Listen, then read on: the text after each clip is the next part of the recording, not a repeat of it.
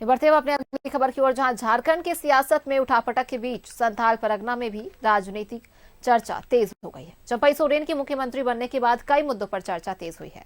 इस संबंध में गोड्डा के विधायक अमित मंडल से बातचीत की हमारे संवाददाता राकेश कुमार ने। तमाम उठापटक के बीच से अब कहीं न कहीं एक बार फिर से कई मुद्दों पर चर्चा होने लगी है और नए मुख्यमंत्री बनने के बाद से अभी भी ऊहापोह की स्थिति है कि आखिर किस तरीके से इस सरकार का भविष्य होगा। हमारे साथ अमित मंडल जी है, गोड्डा के विधायक है, उनसे बातचीत करेंगे। चंपई सोरेन को नई जिम्मेदारी देते हुए मुख्यमंत्री बनाया गया है, किस तरीके से पूरे मामले को आप देख रहे हैं? देखिए, चंपई सोरेन जी को मुख्यमंत्री निश्चित तौर पर बनाया गया है, लेकिन मैंने कहा है कि वो रबर स्टैंप होंगे। उनके पास कई चैलेंजेस होंगे जो उनको पूरा करने की आवश्यकता होगी और 1 साल का अंतराल जो होगा, और 1 साल एग्जैक्टली भी नहीं कहें तो 9-10 महीने का ही अंतराल होगा जिसमें कई चीजों को उनको करना होगा। संथाल परगना की बात करें तो कई ऐसे जेएमएम के नेता हैं जो आज की डेट में सरकार के क्रियाकलाप से खुश नहीं है। सीता सोरेन जी को देख लीजिए, बसंत सोरेन जी को देख लीजिए, यहाँ पर लोबिन हेम्ब्रम जी को देख लीजिए, और कई बार उन्होंने प्रमुखता के साथ सरकार के संज्ञान में कई चीजों को लाया है।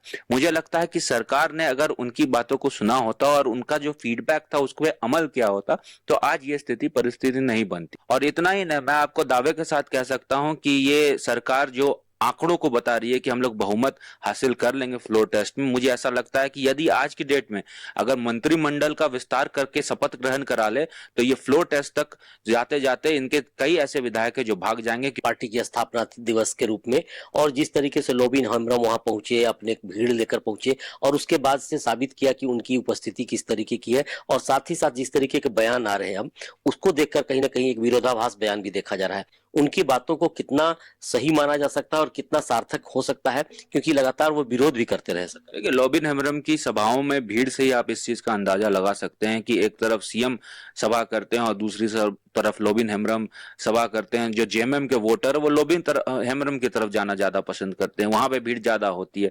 तो मुझे लगता है कि इससे यही पता चल सकता है कि जो जेएमएम के वोटर है, जो आदिवासी हैं, उनको वोट कर रहे हैं, उनका रिजर्व सीट है, वहां पर भी उनको ऐसा लग रहा है कि हेमंत सोरेन ने मुझे ठगने का काम किया, और भीड़ में जब परिणत हो जाता है तो इनसे आप अंदाजा लगा सकते हैं। तो इसलिए लोबिन हेम्ब्रम पुराने नेता हैं, जमीनी नेता हैं, उन्होंने जो जिक्र किया था वो 100% सही है। साहेबगंज में ना डीसी बचा है, ना एसपी बचा है, ना विधायक प्रतिनिधि बचा है, और अब तो जो विधायक हैं और जो सीएम है वो भी ईडी के रडार में। तो आप इसी से अंदाजा लगा सकते हैं कि किस विषम परिस्थिति में संथाल परगना में काम हो रहा है। ऊपर से नीचे का तंत्र सब भ्रष्ट है, सभी के सब उगाही में लगे हुए हैं। इस साल 2 चुनाव हैं, लोकसभा के भी चुनाव हैं और विधानसभा के चुनाव हैं। ऐसे में संथाल परगना की भूमिका काफी अहम मानी जाती रही है और ऐसा लगता है कि आने वाले समय में जिस तरीके की परिस्थितियां संथाल की हैं उसमें कई नए समीकरण बनते बिगड़ते भी नजर आ सकते हैं। सहयोग कौशल के साथ राकेश कुमार, न्यूज 11 भारत, रांची।